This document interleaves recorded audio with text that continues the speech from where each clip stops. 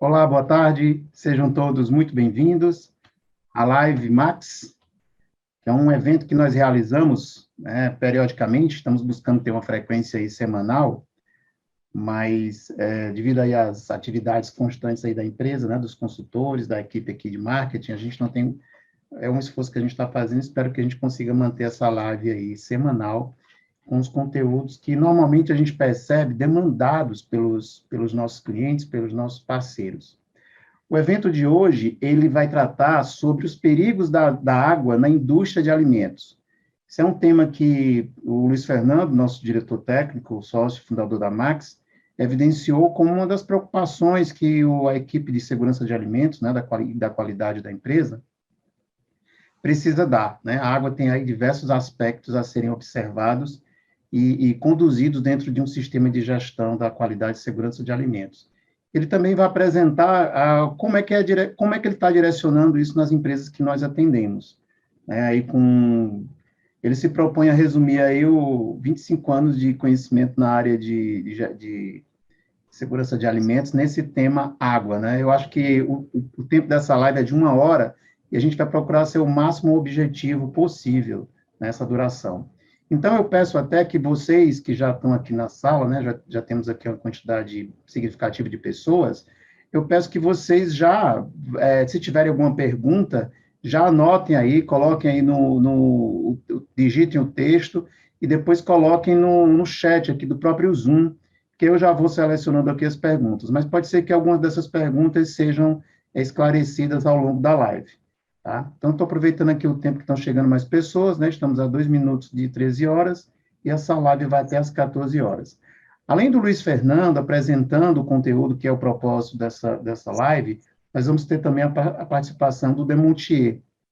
Demontier é um especialista em tratamento de água, atua há mais de 30 anos com essa prestação de serviços, comercializa equipamentos, presta consultoria, assessoria nesse tema. E o Demontier vai ter uma participação significativa, onde ele vai falar com propriedade sobre as metodologias e os equipamentos para tratamento da água, tá? E aproveito para comunicar para vocês que temos as lives, né, as anteriores, que as lives anteriores, elas tratam de muitos temas relativos à segurança de alimentos, à qualidade.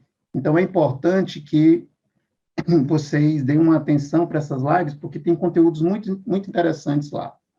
Eu vou compartilhar aqui rapidamente com vocês alguns informes adicionais para que a gente possa também facilitar essa transmissão, tá? A gente vai procurar realmente focar no conteúdo do tema, né? Mas eu acho interessante que vocês tenham um pouco da visão do que é a Max Consulting. Então, a Max Consulting é uma consultoria em segurança de alimentos e consultoria de implantação de sistemas de gestão da segurança de alimentos e também da qualidade. Então, vocês podem acessar o site da Max Consulting e conhecer quais são os serviços que nós oferecemos, desde implantação do sistema de gestão até a parte de manutenção e de suporte. Tá? Então, temos aí as certificações Food Safety e as certificações ISO mais comuns aí no segmento. Temos a parte aí da consultoria. É muito interessante que, se vocês tiverem a curiosidade de conhecer uma metodologia inovadora e muito eficaz de implantação e de acompanhamento das equipes do sistema de gestão, vocês derem uma olhada nesse vídeo aqui, que apresenta o nosso método de consultoria, como a Max certifica e fortalece a sua empresa. Além disso, nós temos os cursos EAD em gestão. E evidenciando aqui a parte de suporte em certificações, que são a prestação de serviço para aquelas empresas que já estão certificadas e querem manter os seus sistemas eficazes, os seus sistemas bem desenvolvidos, com as suas equipes treinadas, né, engajadas. Então, a gente tem aqui um leque de serviços oferecidos aí para esse público de empresas já certificadas. Outro assunto bem interessante que eu sugiro que vocês vejam é a parte de cultura e food safety. Para quem é de uma empresa certificada, sabe que hoje o GFSI exige que a cultura da segurança de alimentos seja fortalecida. Então, nós temos uma consultoria específica para esse tema, por um valor muito acessível, com todos os itens e o passo a passo recomendado pelo GFSI para a cultura da segurança de alimentos. Inclusive, esse tema faz parte da live anterior. Ok, então, dando sequência aqui à nossa live, tá? Eu passo a palavra agora para o Luiz Fernando, para que ele possa iniciar aí com o conteúdo específico da live, que é os perigos da água, nos perigos da água na indústria de alimentos. A palavra é sua, Luiz Fernando. Obrigado, Marley. Então, boa tarde a todos, sejam todos muito bem-vindos. É um prazer estar conversando com vocês nesse tema de hoje, que é um tema tão importante para as nossas indústrias de alimentos e também para as nossas famílias e vidas, né? Porque ele afeta até as nossas casas, né? Porque é uma questão da água, é o veículo universal aí, é a fonte da vida, né? Que está em tudo que a gente, em tudo que a gente bebe, come, né? Então, tem importância máxima. Então, eu vou estar compartilhando minha tela aqui.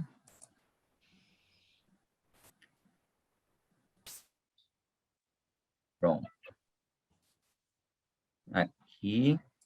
Muito bem. Então, quando a gente fala aí que vai resumir 25 anos, a gente quis dizer assim que já há 25 anos que a gente faz auditoria, consultoria, né? Nessa área, e já auditamos aí mais de 200 empresas, né? Pelo órgão de certificação ou como consultor, auditoria interna. E aí a gente foi acumulando aí essa expertise aí, né, em água, né, em visto resultados reais de água.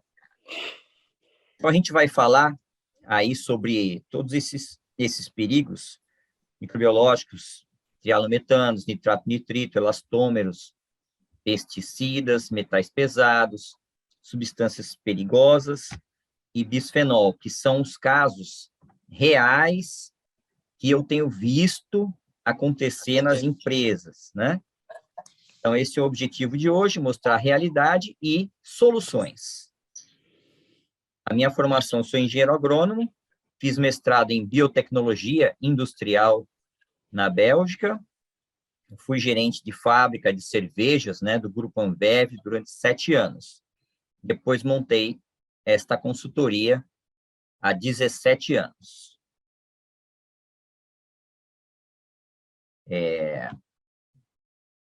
Não, depois que eu saí da Ambev, eu trabalhei para 2 multinacionais de consultoria, né? Uma durante 4 anos, a outra durante 3 anos, para depois montar a Max.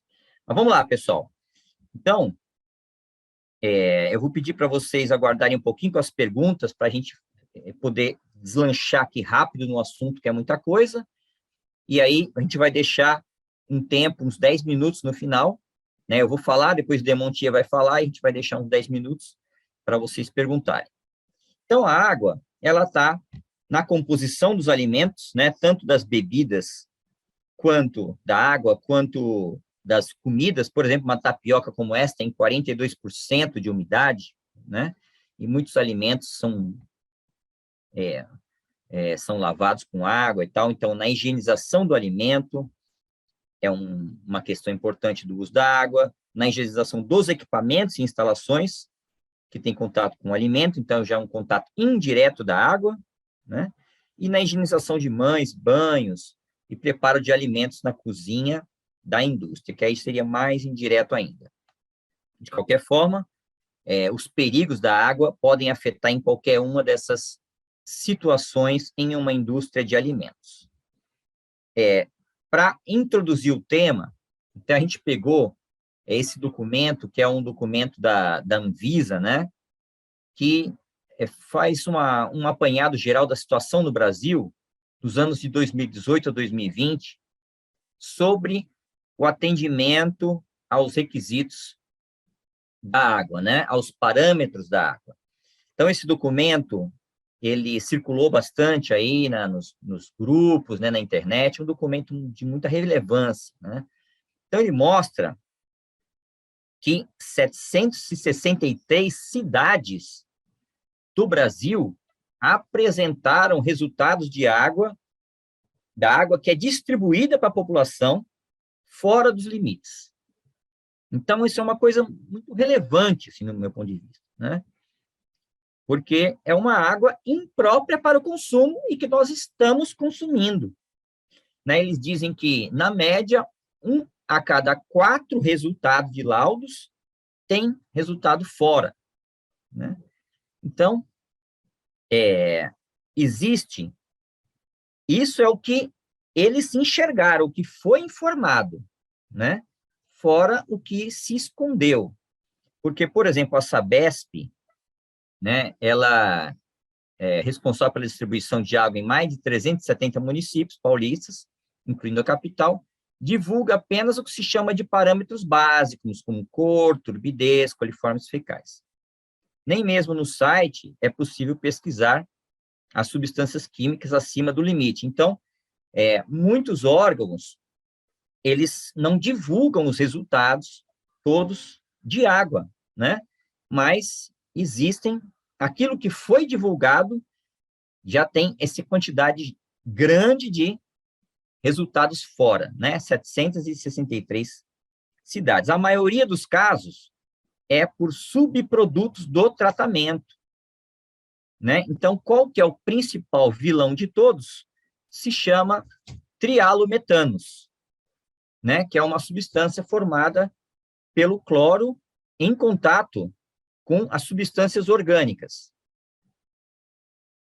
Então, o que acontece? O pessoal usa o cloro, faz o tratamento, e aí esse cloro vai circulando nas tubulações, quilômetros, né? Até chegar no ponto de uso do consumidor.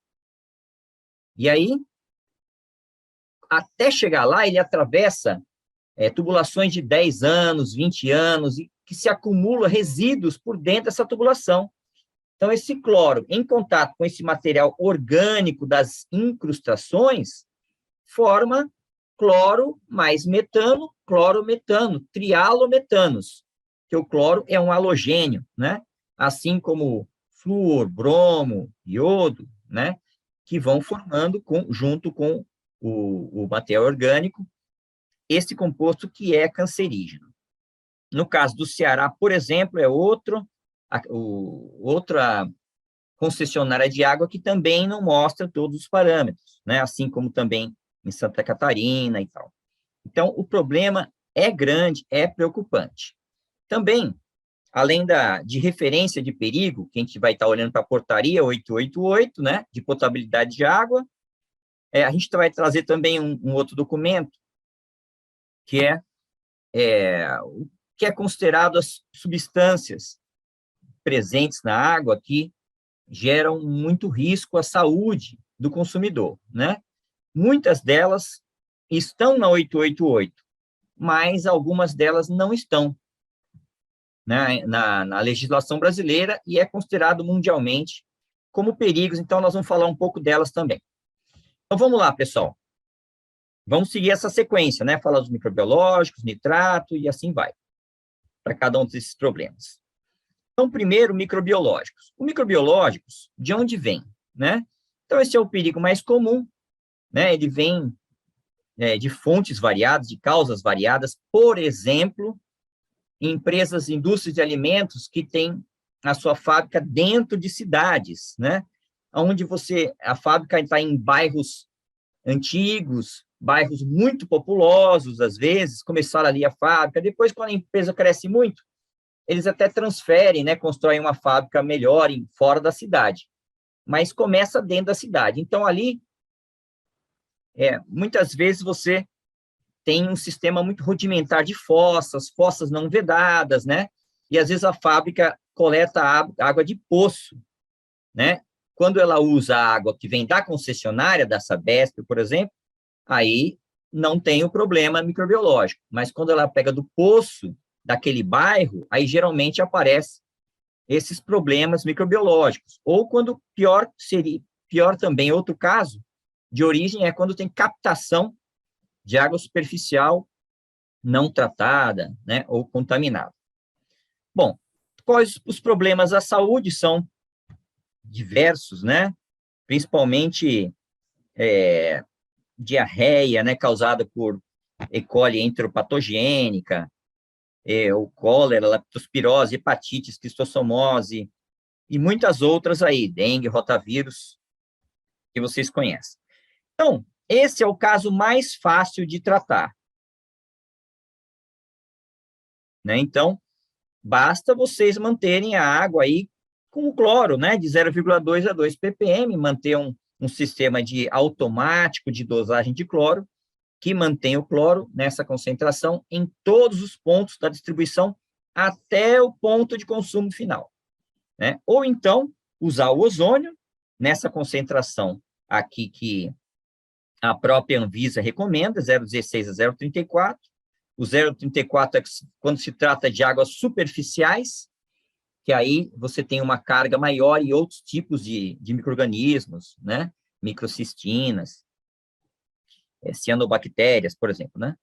Então, a Anvisa, ela coloca na portaria 88 3 métodos: cloro, ozônio e luz ultravioleta.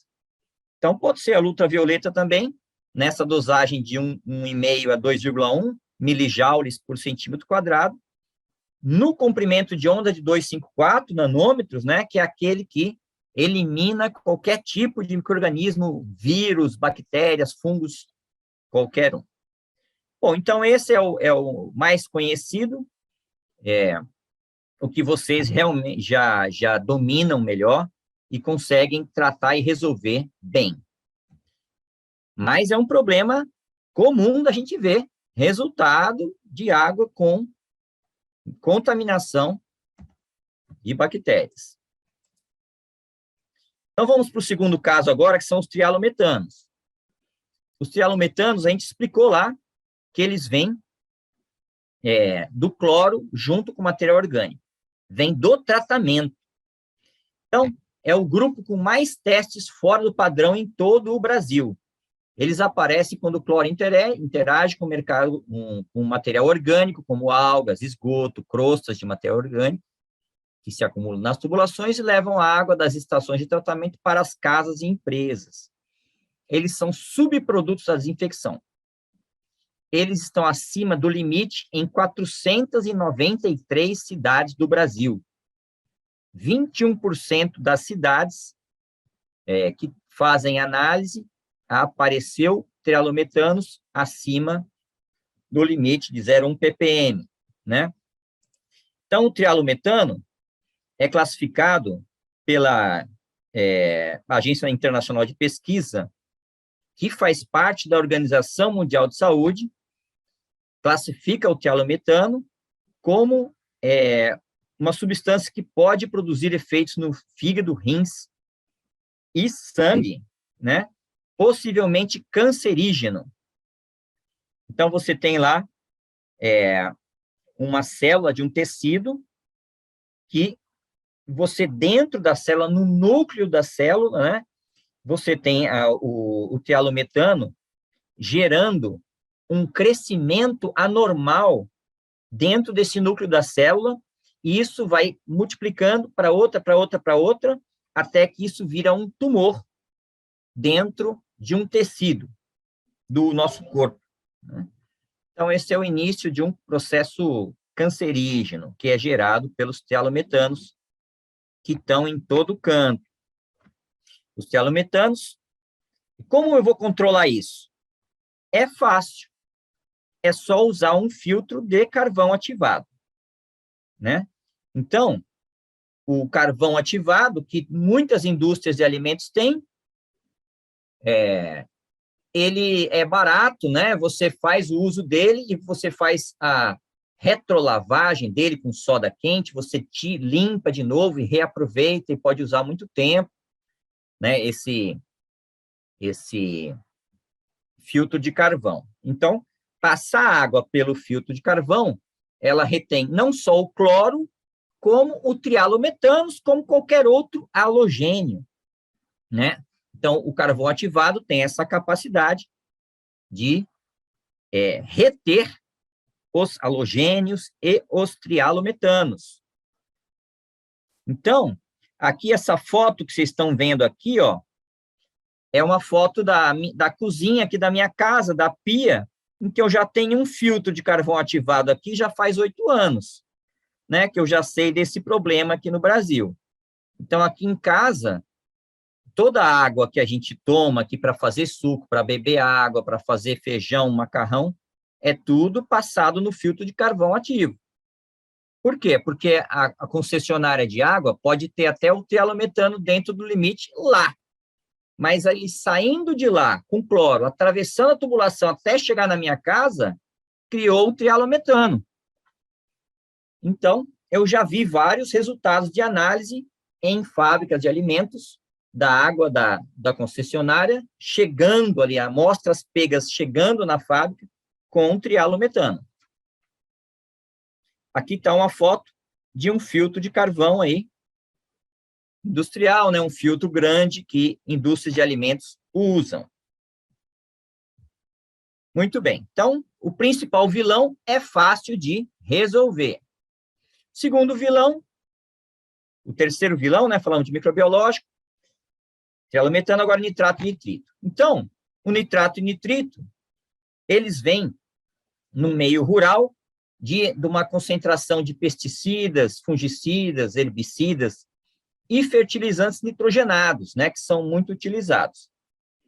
Já nas áreas urbanas, é muito comum se encontrar esse nitrato em bairros antigos, também populosos, que tem lá 50 anos aquele bairro, né, e o pessoal usando fossa no passado que não era séptica e acumula uma grande quantidade de carga orgânica de fezes, né, e vão contaminando o lençol freático.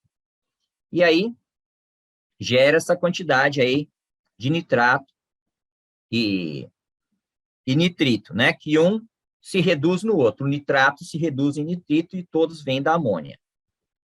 Então, o nitrato também é considerado pela Organização Mundial de Saúde como provavelmente cancerígeno.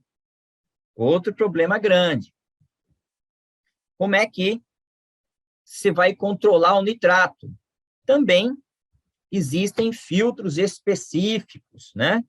Filtro de nitrato de alta capacidade. Você vai passar por um meio filtrante, não lembro agora se era zeólita, mas agora vai estar mas daqui a pouco a gente vai conversar com o Demontier, ele pode falar mais sobre isso, né? Mas tem filtros específicos que fazem a retenção do nitrato, ou pode ser também por osmose reversa.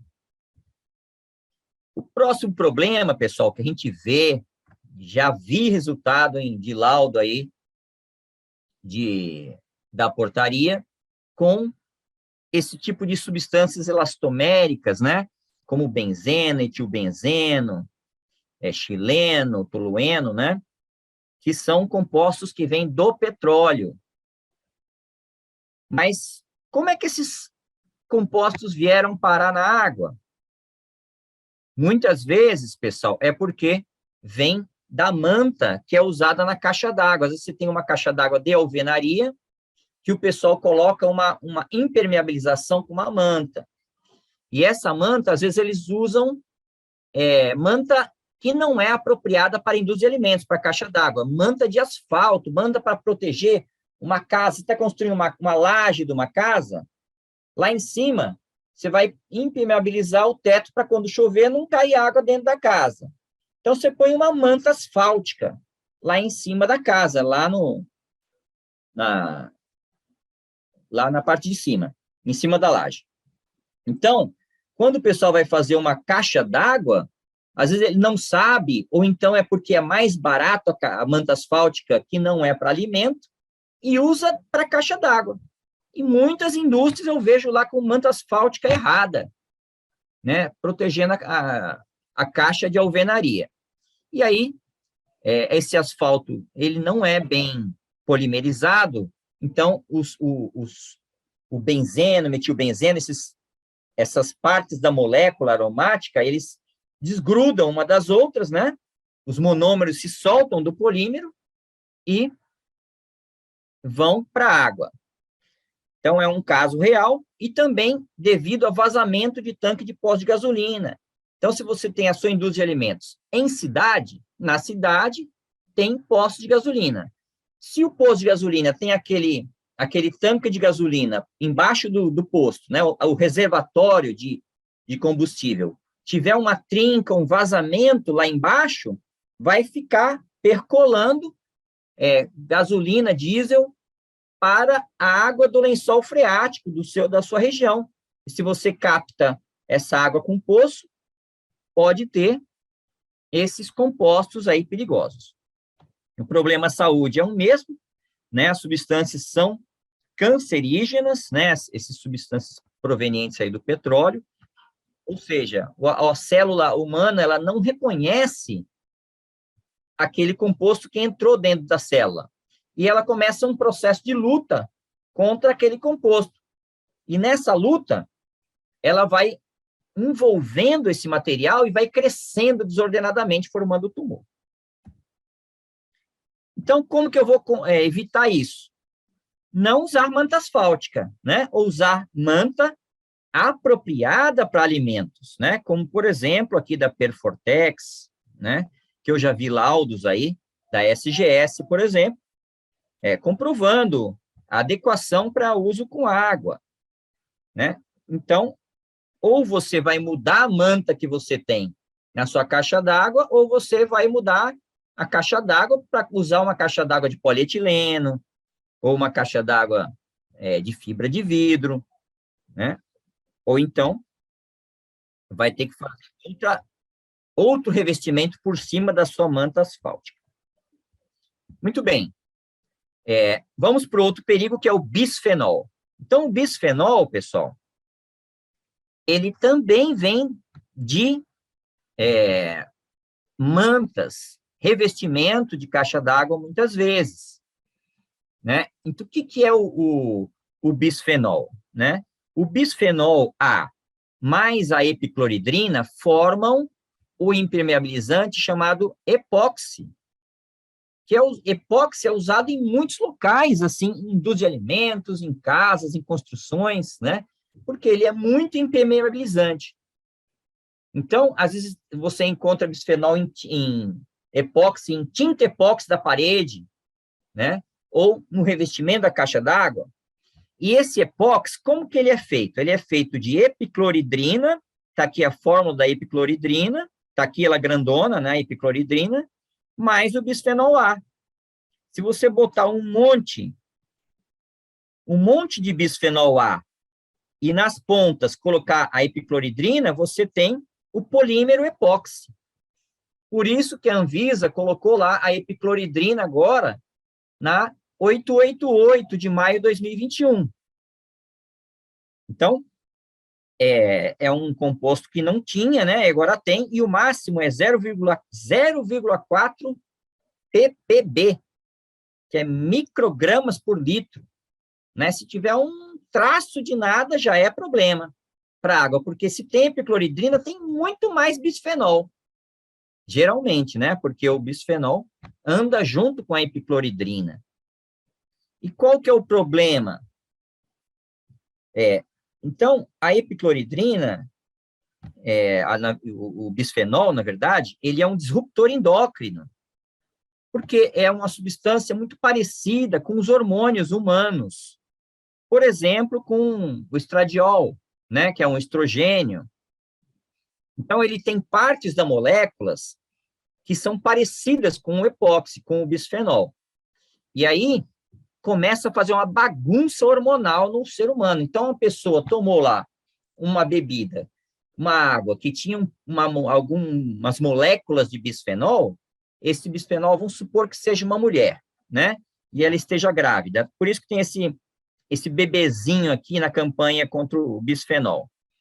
Porque esse bisfenol, essa molécula foi para o sangue, ela bebeu no intestino, essa água foi absorvida e caiu na corrente sanguínea dessa mãe grávida, dessa moça grávida. E aí, ele vai correr no sangue até a placenta. Vamos supor que tem um feto lá, por isso que tem um feto aí, macho. E aí, quando esse bisfenol ele chega na placenta, ele consegue atravessar a placenta, porque o estrogênio feminino, que é o hormônio feminino, ele para na placenta. A placenta, opa, só que é estrogênio, não vai entrar aqui não, e deixa ele fora. Mas ele não reconhece, a placenta não reconhece o bisfenol, e ele entra Quando ele vai para o feto, ele chega no testículo do feto, o testículo do feto masculino está produzindo testosterona. Quando ele enxerga uma coisa muito parecida com estrogênio, fala, opa, a estrogênio? Aí ele começa a produzir estrogênio ao invés de testosterona. Então, aquele feto, aquela criança que ia ser um menino normal, vai sair um menino feminilizado, né? Isso é um exemplo das bagunças hormonais que causam esses disruptores endócrinos, mas causam um monte de outras coisas, né? Causa micropênis, câncer de mama, câncer de próstata, infertilidade. Lá na Europa, o espermograma masculino médio reduz 1% ao ano. A cada ano, em média, o europeu produz 1% a menos de espermatozoide por causa desses disruptores endócrinos. Né? Então, é o fim da humanidade se ninguém fizer nada daqui a 100 anos, porque o homem não vai ser mais fértil. Né? Então, um problema grande aí. Qual que é a solução disso? Né? É não usar revestimento epóxi ou usar revestimento epóxi bem polimerizado. Então, essas resinas aí, a gente tem que procurar usar só a resina que é bem polimerizada, que tem lá o laudo da SGS ou de outro laboratório de referência, ou trocar esse revestimento por essas caixas de água de polietileno ou de outro material como fibra de vidro. Muito bem, vou falar de metais pesados agora. Então, nós temos aí o chumbo, o mercúrio, o cádmio, né? Estou aproveitando aqui, vocês podem colocar já perguntas aí no chat, que eu estou selecionando aqui as perguntas e vou fazer na ordem que elas vão entrando. E, ao final, o Luiz vai responder essas perguntas, tá? Bom, então, pessoal, metais pesados, aí principalmente chumbo, mercúrio, cádmio e arsênio, a gente já viu aí também feijão de corda com nível de chumbo acima do normal, arsênio em arroz, né? Contaminação de arroz acima do normal com arsênio, mercúrio em pescados. Então, esses metais pesados aí estão nos alimentos e muitas vezes vêm da água, né? Por quê? Porque, às vezes, sua indústria de alimentos pode estar perto de outra indústria que gera aquele tipo de metal pesado na água, vai para o lençol freático e você acaba captando isso no poço, no rio, né? Então, eles vêm aí de indústrias que usam tintas, aí tem muito chumbo, solta muito chumbo, mineração solta muito mercúrio, indústrias que usam muitas soldas, ripas galvanizadas, tintas liberam cádmio, e a mineração libera também arsênio, por exemplo, nas rochas de Minas Gerais, tem muito arsênio incrustado no meio da rocha que está minerando, e isso acaba indo para o solo e para o lençol freático, né? Qual que é o problema do metal pesado, pessoal? Demência, né? Neurotoxicidade, neurodegeneração, né? Então, a criança vai ficando com capacidade de compreensão, de assimilação, né? Deficiência de concentração, de memória. Então, é um problema muito sério, né, essa questão do metal pesado, além de causar Alzheimer, Parkinson, anemia. Uma dica importante, pessoal, é iodo, né? Então, eu tomo uma gota de iodo 0,2 todo dia, porque o iodo quela o metal pesado, né? Se eu estiver me alimentando, ele está tirando o metal pesado do cérebro e eliminando, né? Então, muito importante. Como controlar aí? Deixa eu ver o meu horário aqui, só para me controlar. 13h35, ok. Como controlar metal pesado? O Demontier pode falar melhor, mas é com filtros também.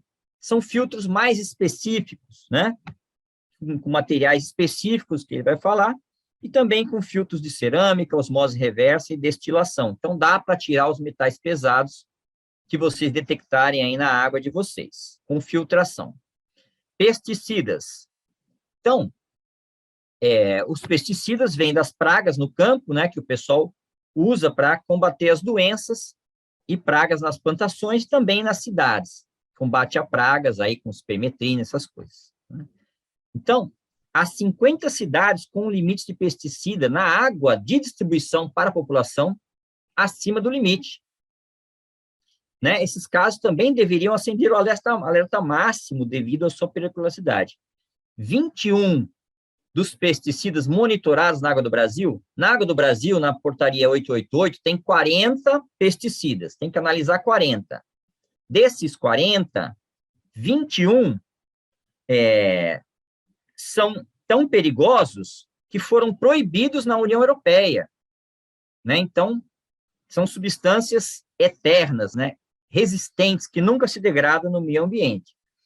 Isso aí eu estou colocando aqui a fonte, né, que vem lá do UOL, de notícias da Anvisa aqui, que fala isso, que eu transcrevi esse texto, né? Lembrando que isso é 21 dos 40, sendo que pesticidas existem mais de 500. Quando você faz o screening lá do Eurofins, você pode pedir o de 250 ou de 500 substâncias, princípios ativos, né? Então, existe uma problemática gigante nisso. O problema saúde, aí, ele é considerado como... Vamos pegar um exemplo, que é o Aldicarb, né? Que é porque aí vai variar enormemente, aí é o efeito de cada pesticida, né? Mas, por exemplo, esse Aldicarb que aparece na água, que apareceu na água aqui, por exemplo, aqui no Ceará, apareceu na água, ele é um produto venenoso, né? Ele é proibido e ele é classificado como extremamente perigoso pela Organização Mundial de Saúde e foi proibido em 2015 na Europa. Só que, por quê? Porque ele estava sendo usado para outros fins, como aborto e homicídio, né? Então, é por isso que ele foi proibido. No Brasil também é ilegal, né, esse pesticida. Como controlar esse caso? Usando ozônio, né? O ozônio, ele é um excelente desmontador de moléculas, porque ele é doidinho por elétron. Ele tem uma eletronegatividade gigante, muito maior que o cloro, né? Na verdade, ele tem um poder desinfetante, por causa da eletronegatividade, 93,5 vezes mais rápido que o cloro. Então, como que o ozônio degrada o pesticida? Porque ele sai roubando elétron e aí ele vai desmontando. Então, ele é doido por dupla ligação, por exemplo, né? E aí ele vai quebrando essas duplas ligações e vai desmontando as moléculas. Ele vai arrancando os elétrons, né? Então, o ozônio, ele tem uma alta eficiência contra grupos redutores, nitrogênio, enxofre, ligações duplas, anéis aromáticos, né? Ele é um bom desmontador de anel aromático. Então, ele é um ótimo tratamento para reduzir pesticidas, tanto na água quanto no alimento. Se o alimento tem pesticida, a gente trata com ozônio também, que tira o pesticida. Você quebra a molécula de pesticida e ela fica inativa. Então, aqui está um slide que mostra um pouco disso. Você tem um gerador, como controlar? Você instala um gerador de ozônio, ele gera o gás ozônio, aí você coloca um gerador de microbolhas, que ele vai pegar esse gás e incorporar na água, fazendo uma água com microbolhas dissolvidas de ozônio, né? E esse equipamento, ele dissolve 90% do ozônio, e aí essa água vai estar com as moléculas de pesticida desmontadas. Por último, pessoal, vou passar a palavra já, 13h40, para o Demontier. Vamos falar um pouco dessas substâncias perigosas. Então, nessa lista aí de substâncias perigosas, que vocês podem pegar aí na fonte do Roadmap to Zero, né, que é uma iniciativa para zerar as descargas de produtos perigosos de indústrias, né? Indústria têxtil, indústria calçadista e várias outras indústrias. É uma campanha, é uma certificação, né, dessas indústrias que conseguem não descarregar nenhum desses compostos perigosos. E aqui está a lista das MRSL, né, que são as Manufacturing Restricted Substances List. É uma lista de substâncias restritas em indústrias, né, ou perigosas, ou que não devem existir, nem em pequenas quantidades, não deve existir nada, tem que ser zero, não pode existir essa substância. Por quê, pessoal? Esse é um problema, porque às vezes não é uma questão de concentração, é questão da molécula. Se a molécula chegou lá no testículo do feto, ele vai começar a produzir estrogênio e não testosterona, né? Então, às vezes, um traço mínimo já gera o problema. Então, aqui está a lista de substâncias da MRSL. Dessas aqui, aliás, a lista é maior do que isso. Essas são só aquelas que estão nessa lista que não está na 888 ainda, né? A legislação brasileira ainda não decidiu não considerar ainda na portaria 888 essas substâncias, que elas são problemas grandes. Não sei por que eles ainda não decidiram, acho que não... É difícil fazer análise, é caro, mil situações que eles cobrarem isso sem ter como cumprir também não tem como, né? Então, primeiro tem que aparelhar os laboratórios e outros problemas. Bom, mas aí tem todas essas aqui. Por exemplo, no nonilfenol, que é usado em detergentes. Agora o IP, esses daí já conseguiram tirar o nonilfenol, os principais, mas nem todo detergente, né? Tem detergente ainda com nonilfenol, que ele é um grande disruptor endócrino, né? E aí vai, a lista é grande, os FAS, que vem de indústria de embalagens. Bom, resumindo, pessoal, esse slide, como meu tempo está acabando, o que a empresa tem que estar preocupada em indústria de alimentos? Saber se perto dela tem outra indústria que pode estar gerando esses resíduos. Indústria química e indústria que compra os produtos químicos e usa esses produtos químicos, né?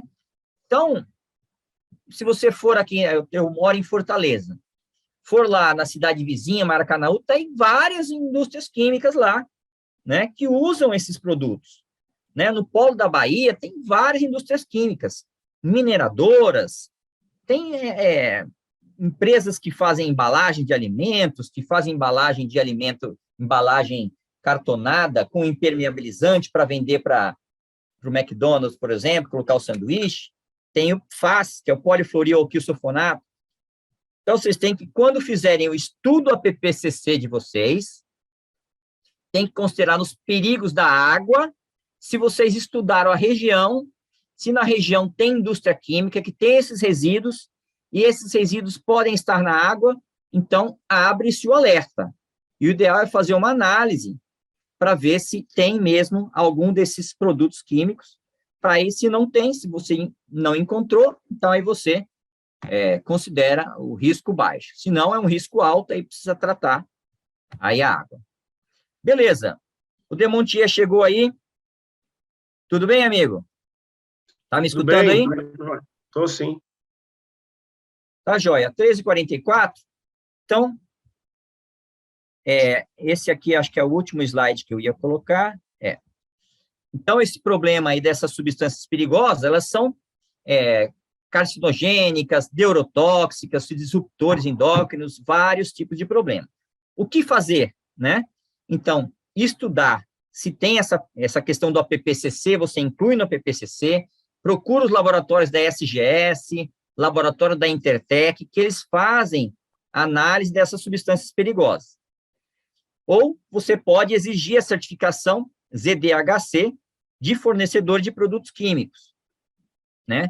Ou exigir uma declaração de ausência desses produtos da lista de seus fornecedores de produtos químicos, né? São algumas possibilidades aí para estar combatendo este perigo.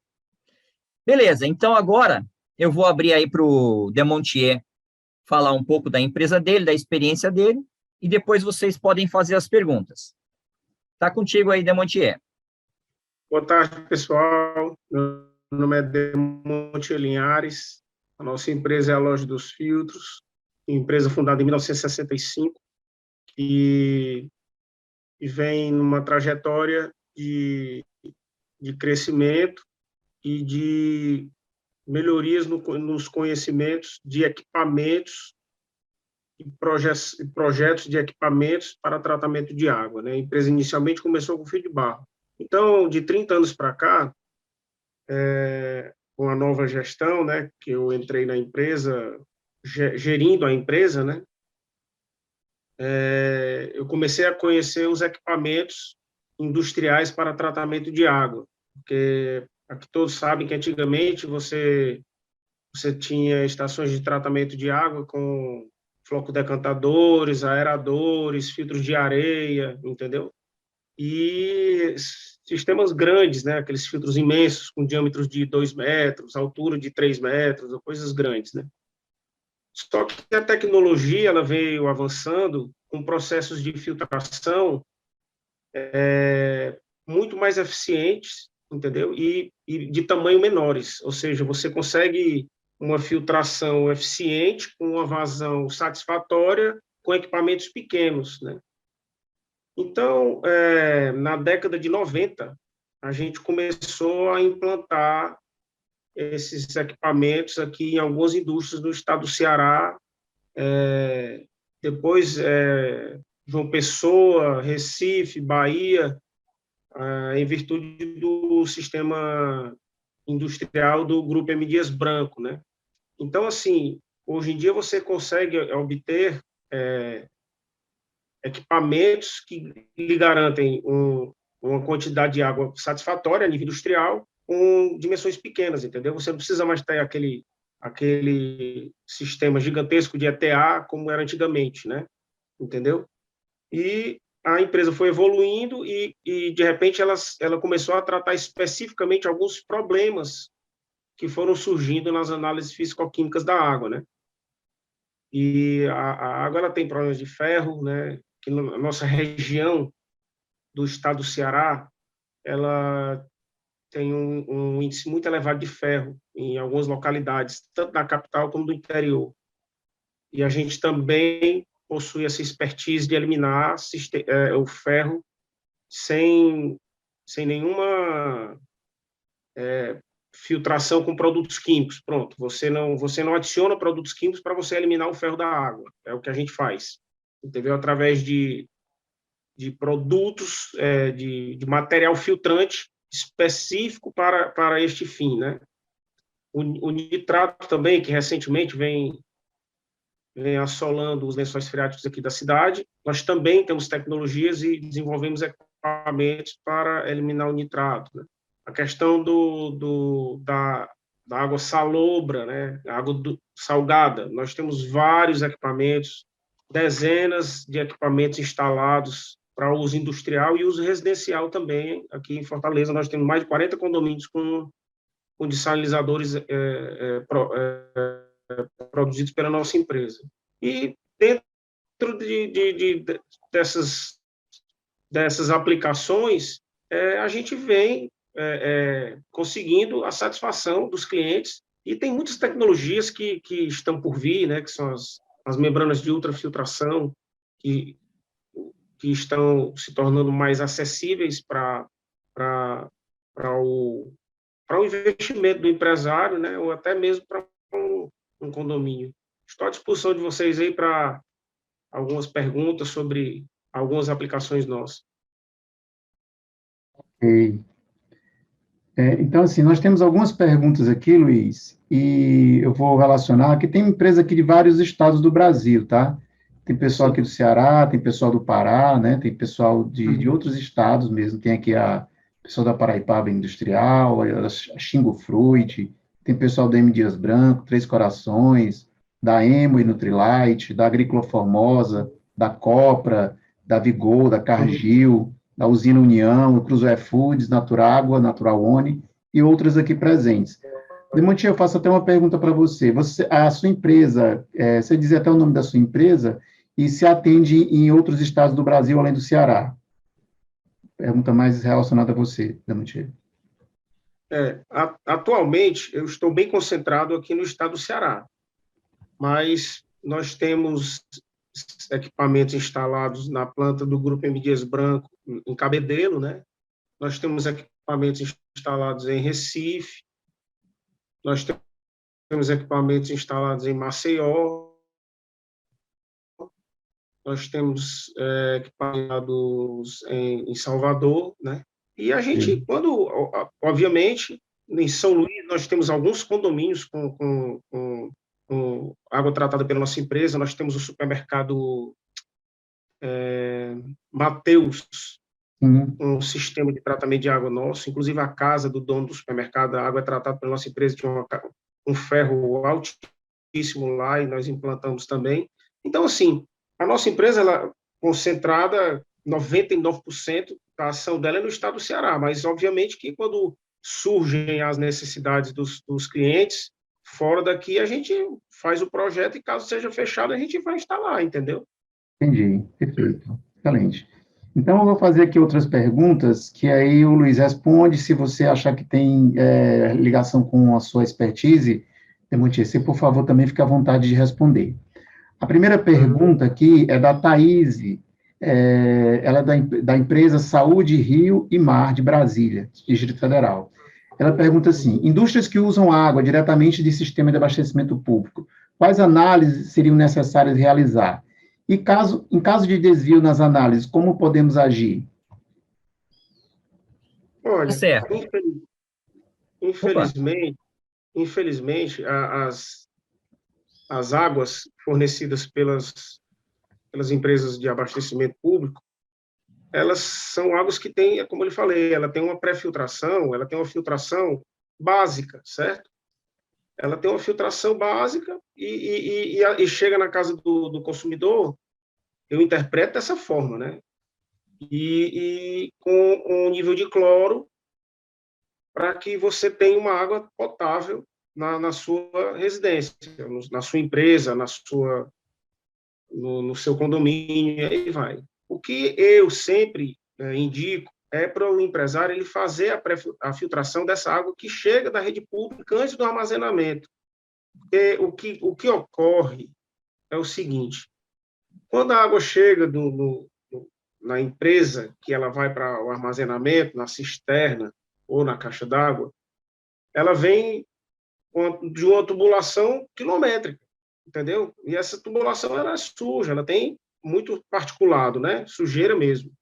Então, essa sujeira ela decanta no interior do reservatório e ela vai proliferar bactérias, entendeu? Ela cria aquele limo que, se você não tiver uma limpeza sistemática dessa cisterna, você pode acarretar uma proliferação de bactérias, entendeu? Então, assim, eu sempre indico uma pré-filtração dessa água, que você vai ter um resultado excelente. A gente aplica aqui, para você ter uma ideia, existem uns elementos filtrantes de poliéster plissado de 50 centímetros de altura por 25 de diâmetro, lavável, com 25 micras de retenção de particulado, até menores, tem até de 5 micras, que chegam a dar vazão de 4.000, 5.000 litros hora.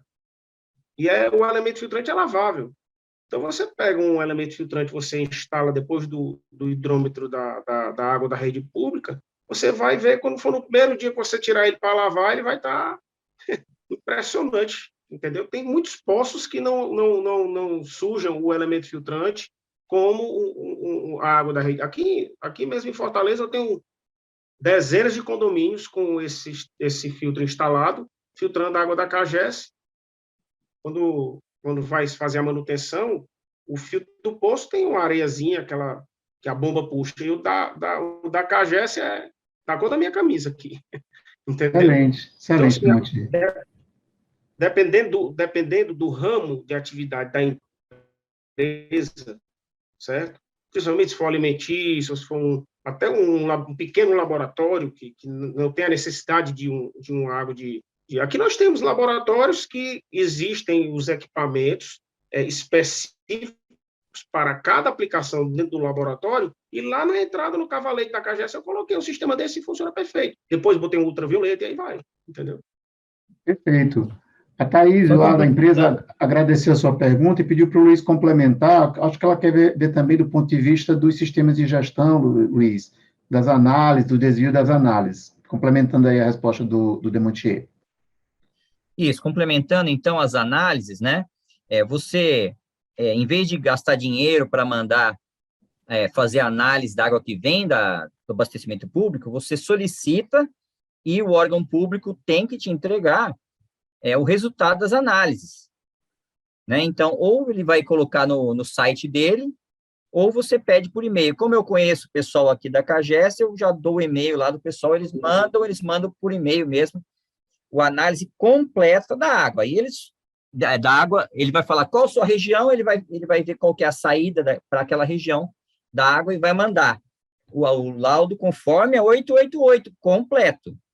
Né? Então, você precisa saber se a água que você está usando, você paga pela água e você tem o direito de saber o resultado daquela água pela empresa pública. Só que, na saída do tratamento lá do órgão público, é aquele laudo lá. Só que depois que ela atravessa, que nem o Demontier falou aí, quilômetros de tubulação, alguma coisa pode mudar. Então, o trialometano é o primeiro que você tem que analisar. Você tem que pegar uma amostra chegando na sua fábrica e analisar o trialometano, porque ele vai aumentar ao longo da tubulação, né? E o cloro vai diminuir, né? Porque ele é muito volátil, ele vai sumindo o cloro. Então, você tem que analisar também quanto é que está chegando no cloro. Então, se for necessário, você vai reclorar, vai refiltrar, aí você vai analisar turbidez, cloro e trialometano, para ver esses que são os itens que podem mudar aí ao longo do processamento que eu sugeriria que você fizesse a análise. Perfeito. Exatamente. Perfeito. Tem uma outra pergunta aqui do Anderson Costa, da Cargill. Luiz, qual a sua opinião sobre o uso de cloro para a redução de ferro na água e o aparecimento de trialometanos? Qual seria a sua recomendação para estes casos? Eu não recomendo, né? Assim, eu acho que tem outras soluções muito melhores. Por exemplo, o ozônio é ótimo para você reduzir ferro, né? Você tira o ferro da solução com ozônio, né? E ele não forma o trialometano. Então, o cloro tem muitos problemas de cloraminas, trialometanos, produtos cloratos, né? Que clientes reclamam lá, que está aparecendo no fruto, não sei o que lá, na água, esses cloratos. Então, cloro é um problema, né? Eu não usaria. O Eu partiria aí. Demontier sugeriu alguma coisa aí, né? Nessa parte, não usar cloro para tirar ferro? Na realidade, é o seguinte, se você tem uma água com ferro e você adiciona o cloro, o ferro ele vai oxidar, né? E vai virar uma partícula. E vai aumentar o vermelhidão da água, né? A água vai ficar bem mais vermelha, bem mais difícil de você filtrar essa partícula de ferro. Então, hoje em dia, existem resinas. Hoje em dia, não. Por exemplo, a fábrica de margarina do Grupo M. Dias Branco, nós instalamos lá um sistema de abrandador com uma resina específica para sequestrar o ferro da água dos poços de lá. São 3 tanques, umas válvulas digitais que ela faz o processo intercalado de um tanque para o outro, vazão de 30 metros cúbicos de água por hora, se não me falha a memória, já faz muitos anos, né? Acho que tem uns 16 anos ou 17 anos aquela fábrica, já tudo automatizado, com a pré-filtração, bag é como se fosse um saco de coar café, lavável, um tecido altamente resistente, ele tem 1,10 m de altura por 30 centímetros de diâmetro, para você ter ideia. Então, você imaginar que um negocinho dessa altura, dessa largura, filtrar 30 mil litros de água por hora, entendeu? Para a pré-filtração dos abrandadores, perfeito, funcionou lá, funciona, eu acredito que até hoje está funcionando, trocando só resina, o equipamento é um espetáculo, entendeu? E é o que a maioria das minhas aplicações aqui, e a água sai perfeita do outro lado, entendeu? Perfeita, límpida. Tem condomínio aqui de 260 apartamentos, com sistemas de 4 metros cúbicos de água por hora, com equipamento de 1,80 m de altura por 50 centímetros de diâmetro, com resina e pré-filtração, e não tem ninguém reclamando, entendeu? Existem Perfeito, muitas tecnologias perfeito. avançadas. Excelente. Porque quando você aplica o cloro no ferro, você oxida o ferro. Por mais filtração que você coloque, a partícula de ferro vai continuar passando, porque você tem que colocar um elemento filtrante muito fechado para poder ele reter. Aí o cliente não aguenta, porque fica trocando elemento filtrante 24 horas por dia, entendeu? Todo dia. É complicado. Não adianta, não aconselho usar cloro para reter o ferro. Ok. Tem mais aqui umas duas perguntas, já caminhando aqui para o final do nosso horário, né, que a gente se propõe a fazer essas lives em uma duração de 1 hora, tá? Luiz, tem uma pergunta, a Sharon, ela compartilha aqui um comentário dizendo que a Sabesp não tem laudos completos no site e não responde e-mails, né? Talvez diferente do que você encontra aqui na Companhia de Água do Estado do Ceará, né, na CAGES, como você falou. Só um comentário dela. Mas tem uma outra pergunta aqui do Bruno, da Fazenda Nutrilite, lá do grupo Amway, né, que fica aqui também no Ceará. Ele pergunta assim: o parâmetro cor aparente está previsto na portaria como indicador de potabilidade.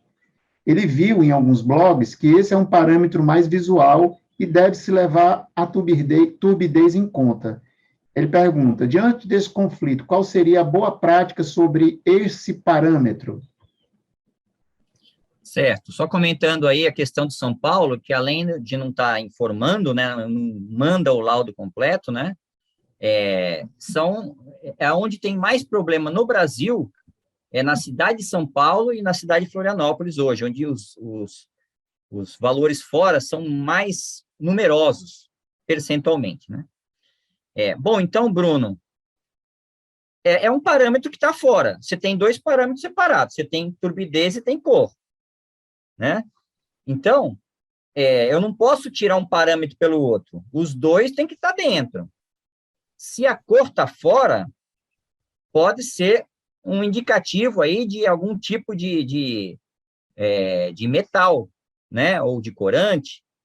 De qualquer forma, eu acho que tem tratativa, sim.